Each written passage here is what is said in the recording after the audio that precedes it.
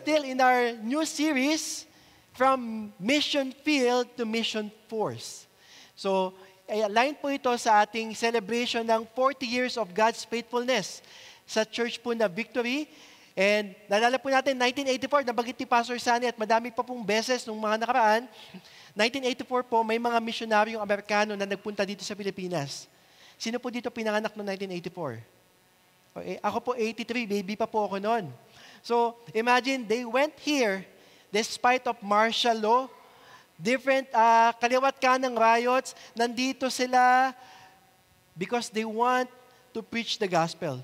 They want to share the gospel. They want to evangelize yung mga estudyante sa recto during that time.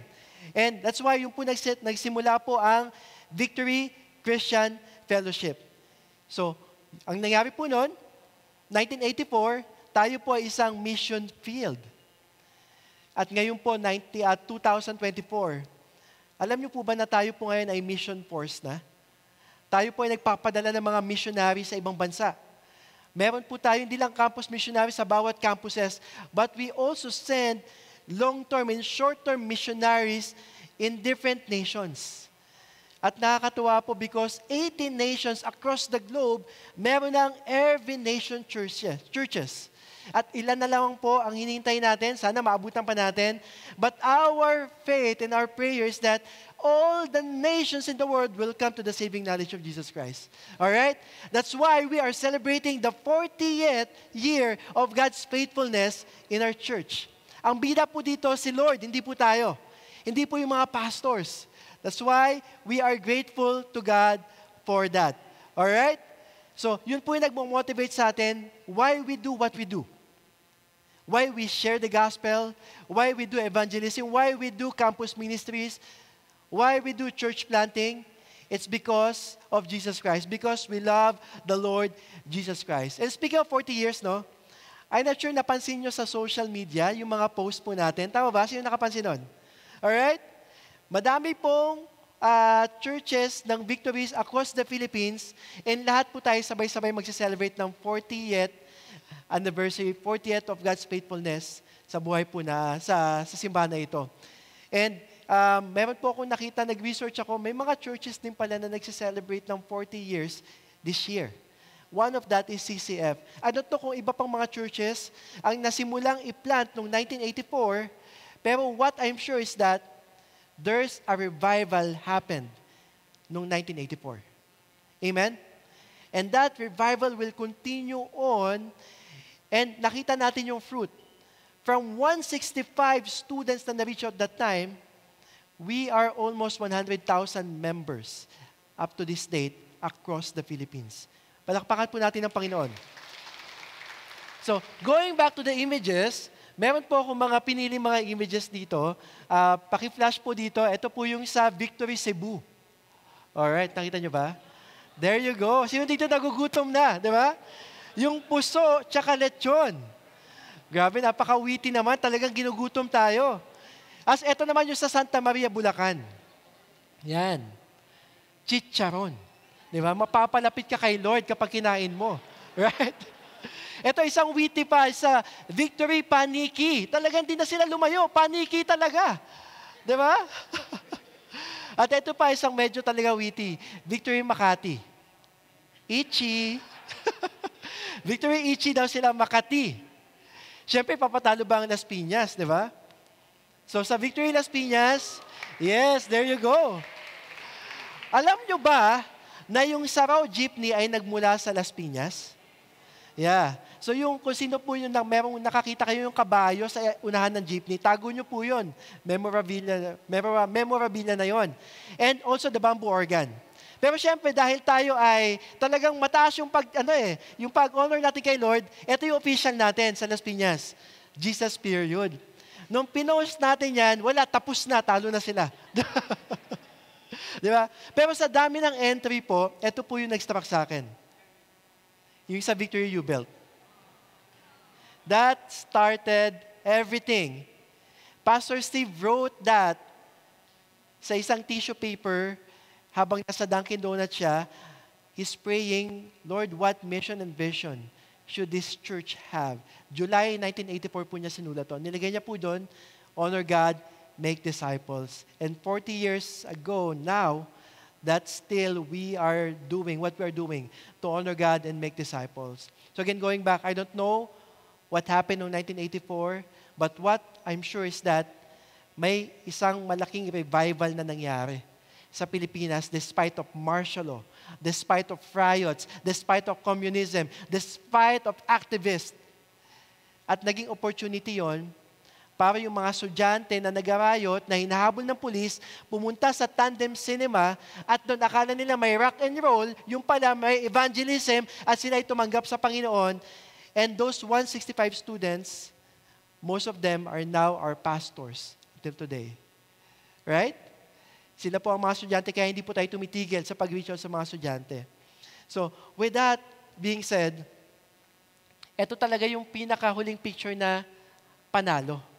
Di ba? Kasi noong 1984 din, ayan na, may 7-Eleven din. Di ba? Kaya may revival din. Kidding aside, sinama ko lang po yan dyan. Again, there's many things. There are many things that happened in 1984. And even this 2024, we can still expect great things to happen. Not just in our church, but even in your lives. Amen po ba? Alright. So we will continue to honor God and make what? Disciples. So last week we talked about honoring God. Today we will talk about discipleship. So sabi ni Pastor Sunny last week, ito yung main point niya, who God is and what is done gives reason to honor and tell everyone. Whatever we do here, I pray and I hope na na-honor po si Lord. Whether nakikita o hindi nakikita, whether on a Sunday or on a Monday or a Saturday, sana po na-honor natin ang Panginoon. Alright? So, in everything, we should honor God. And in everything, we should worship God sa lahat po na ginagawa natin. Kaya po, isa-isa po tayong pinadala ng Panginoon sa kung saan man niya tayo ginagamit ngayon. Dahil nais ng Panginoon na maligtas din yung mga tao sa paligid natin. Di ba? Dahil alam nyo ba, ang tanging deserve ng mundo ay walang iba kundi ang relasyon sa Panginoong Jesus. Madalas gamitin to ng mga Gen Z ngayon, deserve ko to, that's why I have to enjoy it. At totoo lang po, wala po tayong deserve sa mundong ito or deserve. But God made us deserving of His grace, of His salvation, because of His Son, Jesus Christ. Kaya, pag nag-worship po tayo, the Lord deserves our praise, our worship, and adoration. Because He's the only one deserving everything. Tama po ba? That's why we will continue to honor God and make disciples. Amen? So even as we celebrate our 40th anniversary this year, this celebration is never about us. Hindi po ito patungkol sa atin. Hindi po ito patungkol sa mga pastors, even kay Pastor Steve. If you will read the Wicked Church, I encourage you to read that because that's the history of our church. Even that, chapter 1 pa lang, sabi ni Pastor Steve, it's never about me. I'm not here to make a name for myself. I'm just here to honor God and make disciples. The same thing po sana sa atin ngayon, no? Tama ba? We're not here to make a name for ourselves, but we are here to honor God and make disciples. Si Lord lang ang magaling. Amen po ba? Siya lang ang dahilan kung bakit po tayo dumadami at lumalaki. Hindi dahil sa mga leaders, hindi dahil sa mga pastors, kundi dahil sa grasya ng Panginoon. That's why we will talk about today about discipleship. Can you say discipleship? Discipleship is the mandate, and the mandate is to make disciples. And when we hear about mandate, there is one verse that comes to my mind. Guess what? Matthew 28:19-20. Tama ba? Sana po lahat po tayo kabisado yon. Kasi ito po yung kaisa-isang importanteng tagubilin ni Jesus bago siya umakyat sa langit. Alright? So Matthew 28:19-20, sabi doon, go therefore and make disciples of all nations, baptizing them in the name of the Father and of the Son and of the Holy Spirit, teaching them, can you say, teaching them, to observe all that I have commanded you, and behold, I am with you always till the end of age. Maiksi lang po yung sinabi ni Jesus. Sabi niya, go and make disciples. Go and make disciples was done by the Americans noong 1984. At wala po tayong ibang ginawa kundi to always go and make disciples even up to now. At dahil ginagawa natin yon, sabi dito ni Jesus, teaching them. How to make disciples is to teach them to observe everything that I have commanded you. And sabi niyo sa dulo, behold, I will be with you till the end of age. Gusto niyo ba nun? Madaming tao nagsasabi, gusto ko yun, Jesus will be with us at the end of age. Kaya lang hindi ko makikita, hindi ko maramdaman si Lord. Maybe my question is, nasa front line ka ba ng pinapagawa ni Lord? Are you making disciples? Kasi ang context nito, go and make disciples and behold, I will be with you till the end of age. Tama ba? That's a question. Nagdi-disciple ba tayo? Again, this is what the Word is telling to us. It's not my words. Or are we really a disciple of Jesus? Sometimes ito yung lies ng enemy sa atin. Disciple ka ba talaga ni Jesus? Kailan mo huling binuksan yung Bible mo? When was the last time you shared the gospel?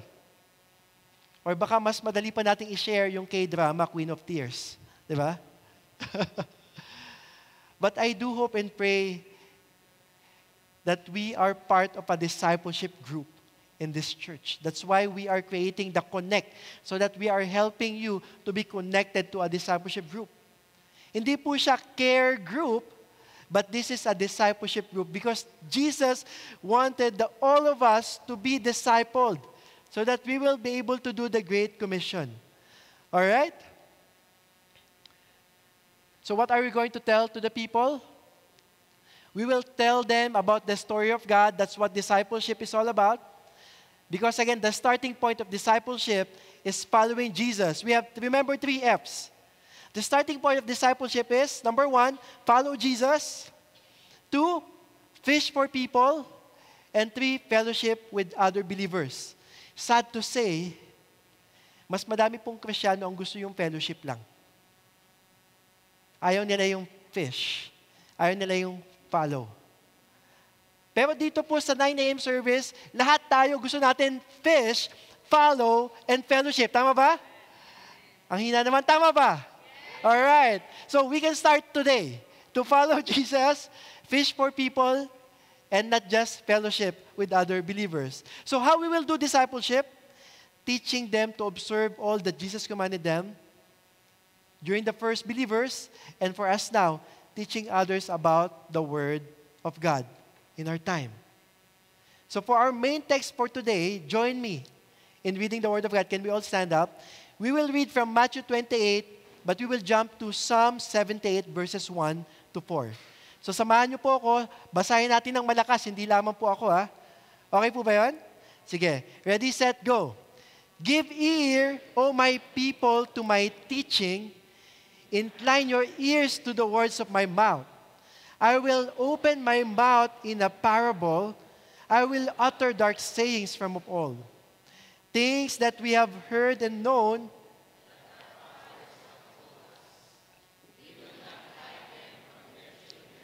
but tell to the coming generation the glorious deeds of the Lord and His might and the wonders that He has done. Let's all pray. Lord, salamat sa pagkabasa ng iyong salita.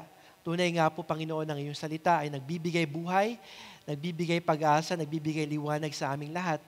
Banal na Espiritu, humingi kami ng gabay sa inyo na hindi lamang namin ito mabasa, hindi lamang namin ito madinig, Panginoon. Naway amin itong mai-apply sa aming mga buhay dahil baliwala ang salita ng Panginoon kung hindi ito magiging buhay sa aming mga buhay. Panginoon, naway kayo ang may taas sa umagang ito, wala na pong iba. Ito po ang aming dalangin sa pangalan ni Jesus na aming Panginoon. Amen at amen. Makakaupo na po tayo. Alright. So, yung pinasa po natin, this is Psalm 78. Isa po ito sa pinakamahabang Psalms sa Book of Psalms. Now, 150 books. So if we're going to take a study of this, mapapansin ninyo, pag binasa po ninyo ito, this is like a historical psalm. Ibig sabihin, kinikwento nito yung mga nangyari nung mga kauna-unahang panahon na experience ng Israelites sa Panginoon at hanggang sa present time na sinulat ito. So ang nagsulat po nito ay si Asaph. Hindi po to Asaph or as soon as possible, si Asaph. So si Asaph po ay isang batikang musikero sa panahon ni King David. So yung mga music team natin kanina, no? Grabe yung boses nila. Si Asaph po, siya po ay music director. So yun po yung kanyang role. Hindi lamang po yun. He's also part of prophetic team during that time. So nag-speak siya ng prayer, prophetic prayer. And not just that, party din po siya ng Levite. Member who take responsibility sa mga gawain sa synagogue, sa mga gawain during that time sa templo. And because of that, yung mga henerasyon po ni Asaph, sila po ay naging mga singers, naging mga choir during that time, and their legacy is to really lead the worship practices in Israel. Alright? So, with that, makikita natin dito na kung babasahin natin yung buong chapter 78 ng Psalms, ang purpose nito ay balikan yung history ng Israel at i-emphasize yung katapatan ng Diyos. Di ba? So, kung meron silang babalikan, ito yon. Paano naging tapat ang Panginoon? Whenever they read scrolls, probably part ito because it helps them to remember kung paano sila niligtas ng Panginoon. It helps them to remember na kahit pasaway sila, ang Diyos ay tapat pa din at mabuti. Alright? And the reason why meron pong historical psalm, because the danger is that they may forget the Lord their God na kanilang pinagkatiwalaan. Imagine po sa panahon natin ngayon, no? Unti-unti po yung mga bansa nakakalimot sa Panginoon. Tama po ba? Yung American or Western nation na dating tagapagpadala ng missionary, dating mission force, ngayon po ay mission field na. Europe na dating mission force, ngayon po ay mission field na. Yung mga nations na nakakalimot sa Panginoon ay lumalayo sa Panginoon. Kaya po paulit-ulit po natin binabanggit dito, meditate on the Word of God. Read the Word of God so that you will remember. You will be careful to do everything that was written in it. That's why there is discipleship. Can you say discipleship? Discipleship is so important po para sa atin. Hindi lang po para sa atin, para ipasa din po natin sa mga anak natin, ipasa natin sa mga kabataan. Di ba? Because again, discipleship during that time starts at home. And since it starts at home, lagi po dapat itong pinag-uusapan dahil utos po ito ng Panginoon. And let me share to you my main point for this morning. It says here, God's life-giving word is worth passing on to the world as it is our standing mandate from the Lord. Ang salita po ng Diyos na nagbibigay ng buhay sa atin ay dapat ipasa natin sa iba. Dahil ito ang utos sa atin na hindi magbabago na nagmumula sa Panginoon. Amen po ba? So, yun po yung ating panghahawakan dito po sa umagang ito. So, to make disciples is our mandate not only as a church, but as followers of Jesus. Sino po dito ang followers ni Jesus? Alright. So, if you are followers of Jesus, our mandate is to make disciples. Sabi mo sa katabi mo, uy, mag-disciple ka daw. Sige po, balikan mo yung katabi mo, ikaw din, no? Alam mo, ako lang. Di ba? Di ba? So, ito ang tagubilin sa atin ni Jesus sa New Testament. And even sa binasa natin na Psalm 78, makikita natin dito na ang discipleship ay kahit hindi literal na binanggit sa Old Testament, since ito ay binanggit lamang sa New Testament, sinasabi dito na ang discipleship sa Old Testament ay pagkwento ng paulit-ulit sa pamilya.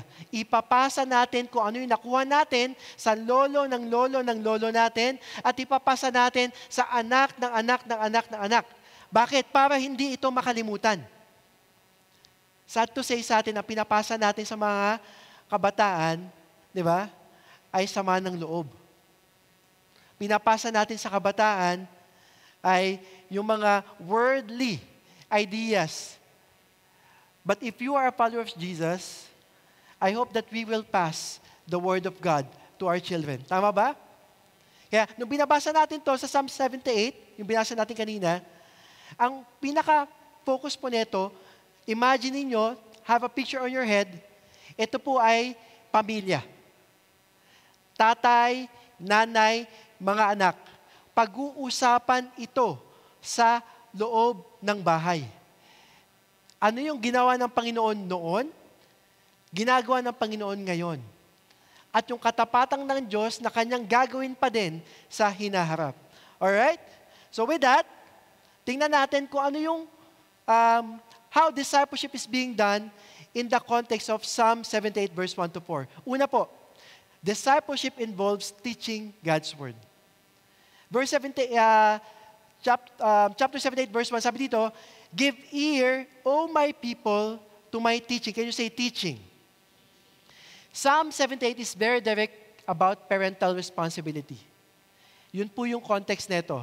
Reminding us na tayo po bilang mga magulang, our responsibility is to teach our children about what? About God's Word. During that time, God's Word. Even until this time, God's Word pa din. And the word teaching there, in Hebrew word, means Torah. Torah means, this is the first 5 books of the Bible or the laws. Imagine, bata pa lamang po, pinapakabisado na sa kanila yung first 5 books of the Bible. Bata pa lamang po, paulit-ulit na itong pinag-uusapan sa bahay nila. And sabi nun, "Give ear, O my people, to my teaching." First 5 books of the Bible. Since discipleship is centered on God, ang kwentuhan po during that time, ano yung istorya ng Panginoon sa buhay ng mga Israelita. Tama po ba? Kaya if you will read the whole chapter of Psalm 78, makikita nyo doon, even yung panahon pa ng Egypt, even yung panahon ng wilderness, at even the time, nung time na nandun na sila sa promised land. So, if you are a parent here, sino po dito yung mga magulang? Hindi po yung isang magulang, yung may anak po. Okay? Your responsibility is to teach God's Word at home to your children. Huwag po nating iasa sa kids' church. Huwag po nating iasa sa campus missionaries. Huwag po nating iasa sa mga leaders nila. If meron pong unang leader ang ating mga anak, dapat tayo po yung mga magulang. Amen po ba, mga magulang? Alright. So, tayo po as parents, we are the small group of our children at home. The same time, how can you teach your children if you don't know what to teach?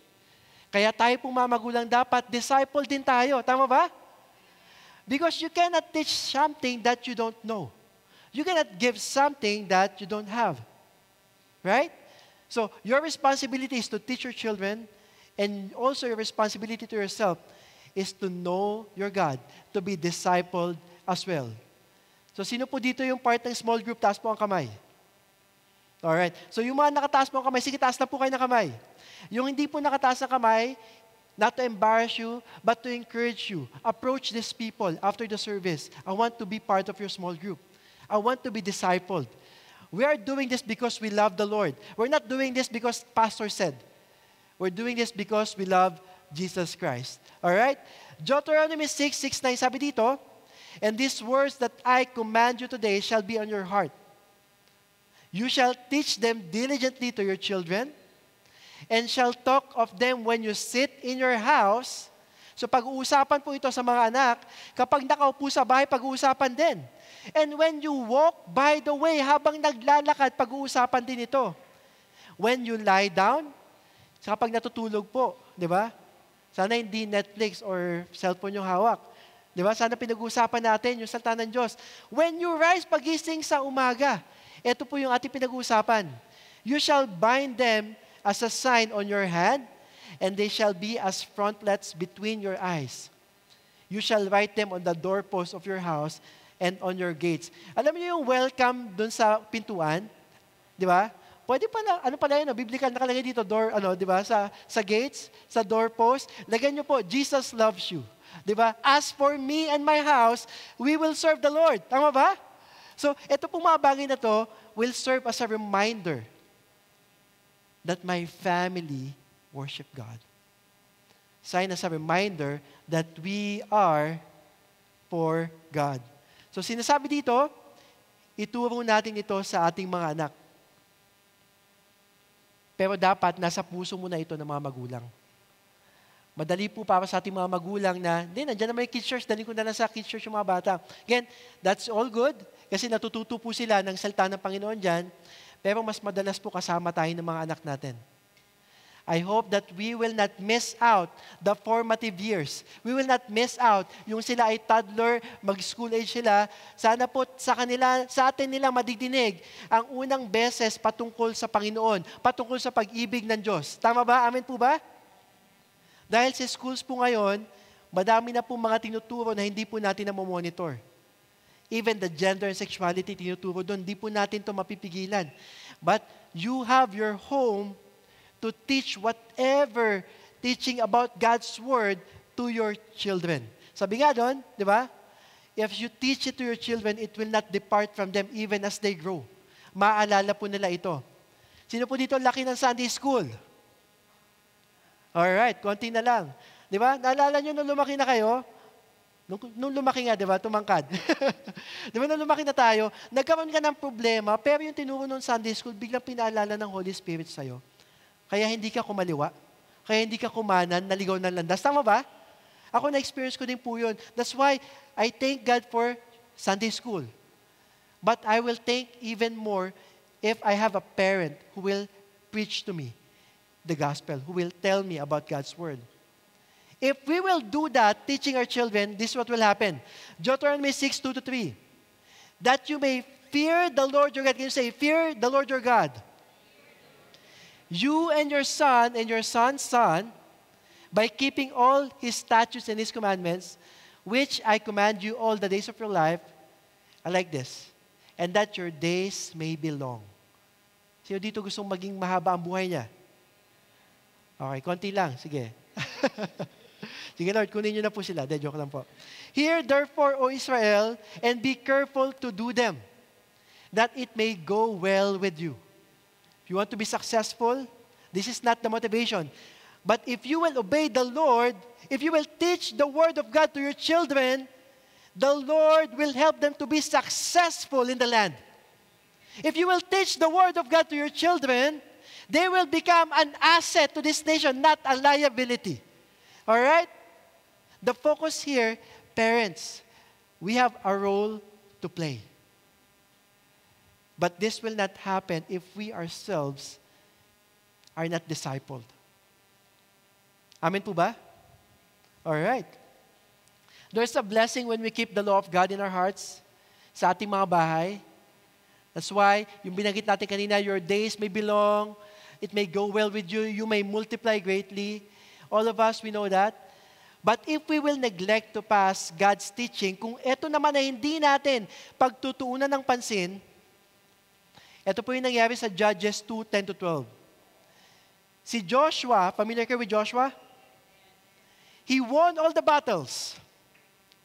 Succeeded the leadership from Moses. But after Joshua, there's the next generation who are raised up who don't know the Lord. That's a sad thing that could ever happen to a nation. Nakakalungkot po yun. They failed to pass on to the next generation the faithfulness, the goodness, the amazing deeds of God during their time in the wilderness because they're busy with something. I know parents, you are busy. You are busy. Tama ba? But it's never an excuse for us not to teach our children about God's Word. God will hold us accountable to that sa ating mga anak. Amen po ba? Huwag po kayong matakot. That's why we have the Holy Spirit. Kaya yung promise doon sa Matthew 28:19, Behold, I will be with you till the end of age if you will disciple. But if you're not discipling, how can you expect God to be with you in that time that you need God? Of course, the Lord will be with you, but in that time that you want to disciple your children, that's where the context of that verse says, "Behold, I will be with you till the end of age." So hindi po kayo nag-iisa when you disciple your children. So let's not miss out that opportunity to disciple our family. And even that, when God saved us, encountered us, tayong mga tatay, di ba? Maybe hindi po yung tatay ninyo yung nag-disciple sa inyo, in-invite na kayo sa church. But when you receive the salvation of God, in the Bible, when God called someone, particularly the father, kasama po ang pamilya. Abraham and his family. Si Lot, tsaka yung wife niya, tsaka mga anak niya, naligtas din.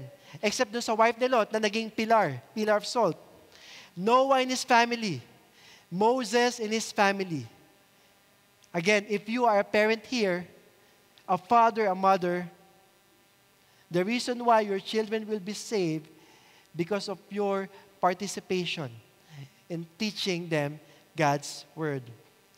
I know a family here in our church, dito po sa Victory. Every Friday, meron silang every Friday na devotion after the dinner.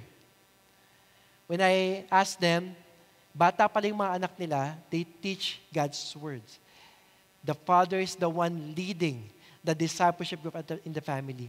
Ngayon po, malalaki na anak nila, palit-palitan na po sila, naka-assign weekly kung sino yung mag-share ng Word ni God. In our family right now, I have 4-year-old daughter.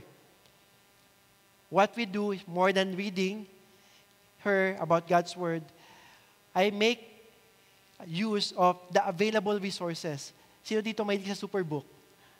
Nanonood po kami ng Superbook ng anak ko.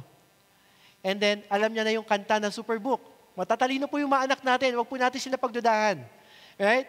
And one time, pinanood ko sa kanya yung clip video ng Passion of the Christ. Nung si Jesus ay pinapako. Nilalatigo. Sabi niya, "Tatay, there's blood." And then, I was surprised with her question. "Tatay, why Jesus need to die? Why Jesus has to die for me?" And me as a pastor, I'm excited because that's a teaching moment for me. Tama ba? Let's not miss out the opportunity to spend time with our children, teaching them about God's Word. Amen po ba? Alright. Second, because discipleship involves teaching God's Word, also discipleship involves listening to and applying God's Word. So, listening and applying God's Word. Psalm 78:1-3, sabi dito, "Give ear, O my people, to my teaching. Incline your ears to the words of my mouth. I will open my mouth in the parable. I will utter dark sayings from of old, things that we have heard and known that our fathers have told us." Give ear or incline your ear. Ibig po, sinerge ko po ito sa Tagalog. Ito po yung word na ikiling. May sikat pong newscaster na nagsasabi nito, "Wala akong kinikilingan." Sino ba to? Tama ba yung sabi ko? Si Mike Enriquez, "Wala kami kinikilang." Ikiling means to be biased. Meaning, I have to make an effort to listen to God's Word. My question to us right now, are we giving an effort to listen to God's Word? Or our hearing about God's Word only happens on a Sunday? I hope not, guys. That's why in the Bible it says, meditate on it day and night. Not Sunday only. Ikiling mo ang iyong tenga sa salita ng Panginoon. In verse 3, sabi doon, things that we have heard and known that our fathers have told us. Yung heard doon, interestingly, ang Hebrew word niya is shema. Can you say shema? Ang ganda po ng language ng Hebrew because the word shema means two things, but when they apply it, it's just one. Ang ibig sabihin ng shema is hear and do at the same time. Sa atin po mga Pilipino, jokes ng iba, pinakinggan ko nga, gusto mo, gagawin ko pa. Di ba? Pag inutusan tayo, I hope that we learn from this, that when we hear the Word of God, God wants us not just only to hear, but to do it as well. Shema. Let's say this all together. I will shema, say it, I will shema the Word of God. I will listen and do what the Word of God says. Because without doing, it's nothing.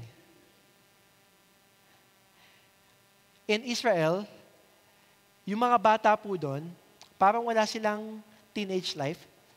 They have this called bar mitzvah.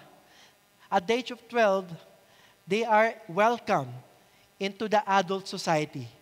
They can decide on their own, responsible on their decision, on their actions. At before they reach the age of 12, their parents should teach them about the Torah, about the law. Kabisado po nila yung Genesis to Deuteronomy. Genesis, Exodus, Leviticus, Numbers, Deuteronomy. Why? Because again, so that it will not depart from them. The same thing with us. Let's take advantage of the young age of our children as parents. That takes advantage our house, our home, to teach the Word of God so that they would also hear the Word of God. Sinabi na dito sa verse 2, I will open my mouth in a parable, I will utter dark sayings from of old. Ibig sabihin dito, familiar tayo sa parable, di ba? Ito yung sinabi ni Jesus nung nagpipreach siya dun sa Sermon on the Mount. Hindi ito naiintindihan ng mga tao, pero sinasabi niya to sa mga disciples niya. Dito sa chapter 78 ng Psalms, there are also dark sayings and parable na kailangan din nating ituro sa mga bata. Ano itong mga to? Ito yung kung kailan nagalit ang Panginoon sa mga Israelites. If you will read the chapter 78, nagalit ang Panginoon sa Israelites dahil sa katigasan ng ulo nila. But at the same time, pinakita din doon how God is compassionate. How God is loving. Pinakita din doon sa chapter 78, the miracles of God. How God provided manna in the wilderness. How God provided pillar of clouds during daytime. How God provided pillar of fire during nighttime. Ito po yung mga dark sayings na kailangan din po nating sabihin sa mga anak natin. Huwag po tayong mag-alala. The Holy Spirit will be the one to help them understand. Even if we do discipleship group, lahat po ng book sa Bible, ito po ay useful for our personal and spiritual growth. So wala po tayong pinipili. Hindi po John 3:16 lang pinipili natin. Right? We also teach God's Word. Because again, it's the Holy Spirit who will give us the understanding. Sabi ni George Santayana, those who cannot remember the past are condemned to repeat it. The reason why paulit-ulit po tayo sa Word ni God so that we can learn. We can learn from the mistakes of other people in the Bible. Imagine si King David, he commit adultery kay Bathsheba. Nabasa na natin pero inulit pa din. Right? Nakalagay sa Bible, as I call the keyboardist here, nakalagay sa Bible, do not unequally yoke with unbeliever. Pero sabi nung isang single, cute siya eh. Sasagutin ko na, invite ko na sa church. Sabi nung lalaki, hindi liligawan ko pa din kasi, pag dinala ko yan sa church, ipapadisciple ko yan kay JB, di ba? Papadisciple ko yan kay Ruby. Di ba? Alam na natin yung Word ni God. Walang question doon. But even though you know the Word of God, but without application, it's nothing. Right? Alam na natin na si Lord magpo-provide. Pero sa iba pa din tayo kumakapit. Alam na natin si Lord magpo-provide, pero ang tanong, sino bang una nating tinawagan? Si Lord ba yung kapitbahay mo? Di ba? Alam na natin si Lord, mapagmahal siya. Pero bakit punong-puno pa din tayo ng galit sa heart natin? Right? We know the Word of God, no questions about it, because you are discipled, but to do it, I pray that the grace of God will be available to you to obey the Lord of God. Jeremiah 29:11, for I know the plans I have for you, declares the Lord, plans for welfare and not for evil, to give you a future and a hope. God is the source of hope. God's plans for us, future for us. Psalm 119:105, your word is a lamp to my feet and a light to my path. Active listening to God's word would help us remember God's promises to us. being part of a discipleship group, someone would correct you, bro, tama na. Sister, mali na yan. Patawarin mo na siya. Right? We cannot do this alone. That's why discipleship is so important. Discipleship does not only involve listening to and applying God's Word. Discipleship also involves sharing God's Word with others. Psalm 7:8-4, we will not hide them from their children, but tell to the coming generation the glorious deeds of the Lord and His might and the wonders that He has done. As we teach God's Word and hear it over and over again, you will be surprised. Ikaw ay lalago sa iyong relasyon sa Panginoon. Because the Bible says, faith comes from hearing and hearing the Word of God. At pag ikaw ay lumago, kapag yung salita ng Diyos ay buhay na buhay sa iyong puso,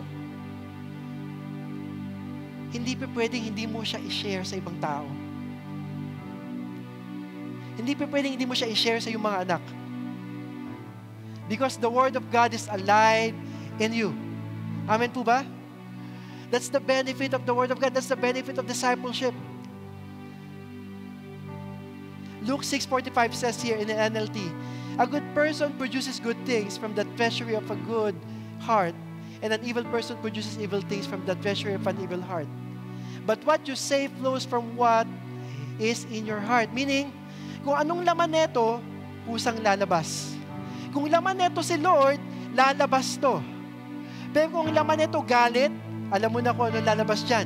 Kung laman nito ay ibang bagay, alam mo na lalabas dyan. Pero kung laman nito ang salita ng Panginoon, lalabas dyan ang salita ng Panginoon. It would be easier for us to guide our children, to teach our children, to disciple our household.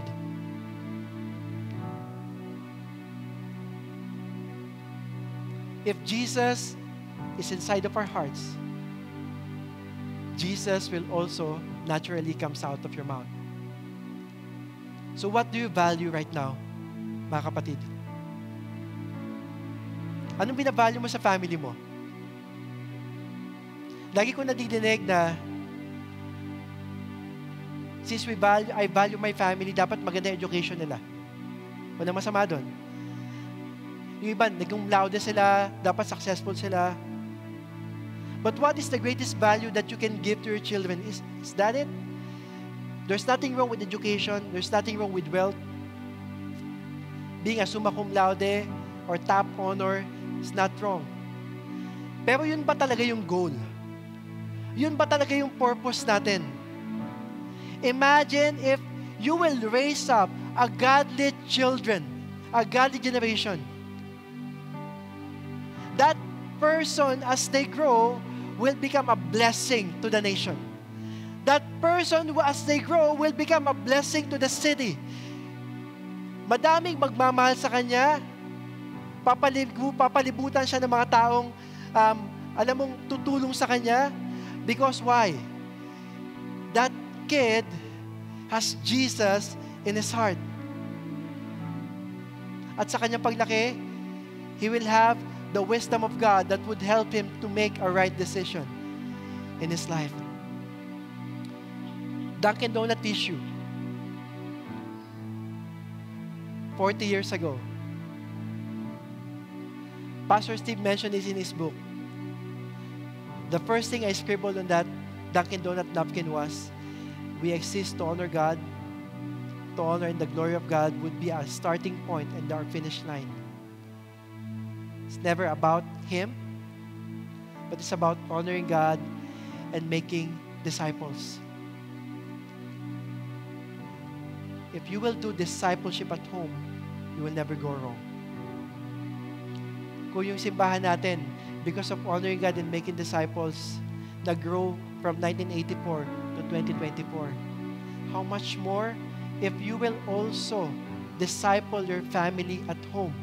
Imagine the growth of your children. Imagine the growth of the father. Imagine the growth of the mother. If you will talk the Word of God at home. Sinong gusto ng ganon? Everyone. We like that for our family. We've been praying for our family, right? But we have a role to play. We have to do the mandate of Jesus. Romans 1:16, for I am not ashamed of the gospel. For it is the power of God for salvation to everyone who believes, to the Jew first, also to the Greek. Our mandate is to make disciples. Hanggang dumating ang dulo ng buhay natin, we will continue to make disciples. We will continue to share the Word of God. Because God's life-giving Word is worth passing unto the world as it is our standing mandate from the Lord. Since discipleship starts at home, maybe you are here, you grew up without a father. Maybe you have a question, paano naman ako? Lagi na lang tatay, wala nga akong tatay eh. You know what? The Bible is clear that God is the father to the fatherless. That's why you are here in this church right now. God is causing people to come to you, to tell you that God loves you. That even though you don't have an earthly father, you have a heavenly Father who loves you so much. And God will cause the people to disciple you so that when you have your own family someday, you will be a godly father to your children. You will disciple your children. Amen po ba? If you are a father here, mga tatay, maating ba natin na yung anak ng magiging anak natin hindi nakakilala sa Panginoon? Okay na ba? Sapat na ba sa atin na tayo na nakakilala sa Diyos? I plead with you, fathers. Rise up. Disciple your children. Disciple your family. This is our mandate from God. And maybe you haven't done that. Good news for you. You can start today.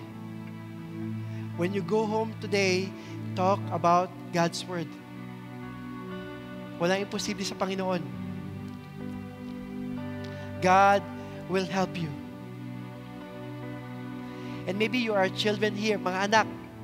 Yung mga magulang yung di pa Kristyano, no?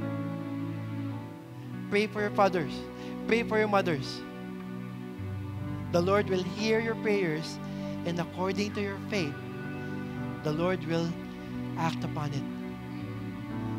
Magugulat ka na lang, binabago na ng Panginoon yung puso ng tatay mo, ng nanay mo.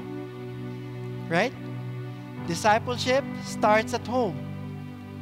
So we will continue to honor God and make disciples. Amen po ba? Walang imposible sa Panginoon. Can we all stand up and pray? Panginoon, salamat. Dahil Ikaw ang tatay namin sa langit. Na hindi tumitigil, na ipakilala ang iyong sarili sa bawat isa. Lord, your mandate is to go and make disciples of all nations. But even as we go to all nations, as we pray for other nations, Lord, we will also go to our families. We will disciple our children.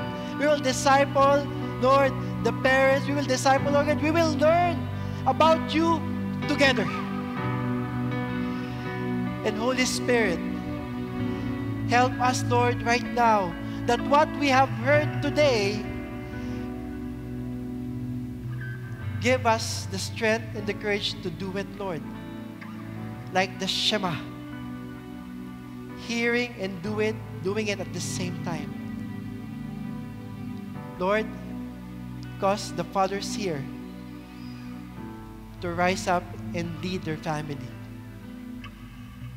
Help them, Lord God, to disciple their children, disciple their wife, Lord God, disciple the family. I pray, God, that all the families represented here, Lord, will become a disciple-making family that would honor you.